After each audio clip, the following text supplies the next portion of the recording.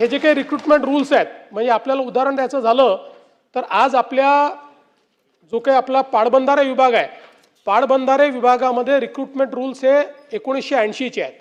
आता 80 नंतर इतक्या मोठ्या प्रमाणात टेक्नॉलॉजी बदलली आहे, PDN नेटवर्क आलेलं आहे, त्यामुळे नवीन रिक्रुटमेंट रूल्स त्यांनी तयार करावे. किंवा अगदी पोलिसांचा विचार केला तर आपलं पोलीस उपअधीक्षक हे जे पद आहे याचे रिक्रुटमेंट रूल्स 1981चे आहेत.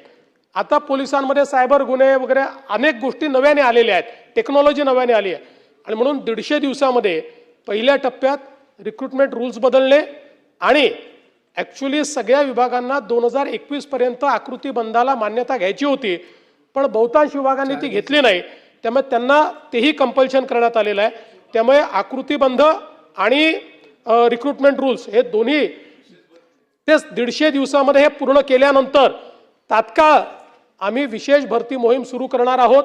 त्याच्याकरता तयारी म्हणूनच हे आपण करतो आहोत, कारण आपल्याला हे लक्षात आलं की आपल्या भरतीला वेळ काय लागतो, तर जुने आकृतीबंध आणि जुने रिक्रुटमेंट रूल्स असल्यामुळे प्रत्येक भरती कोर्टात चॅलेंज होते, आणि यावर्षी केलेली भरती 1.5 वर्ष कोर्टात लढून मग त्यांना आपल्याला त्या ठिकाणी जे काही पद आहेत ते आपल्याला द्यावे लागतात. त्यामुळे आपण हा प्रयत्न केलेला आहे, आणि या माध्यमातून एकदा हा एक्सरसाइज पूर्ण करून मग मेगा भरती आपण त्या ठिकाणी सुरू करणार आहोत. श्री नाना पटोले.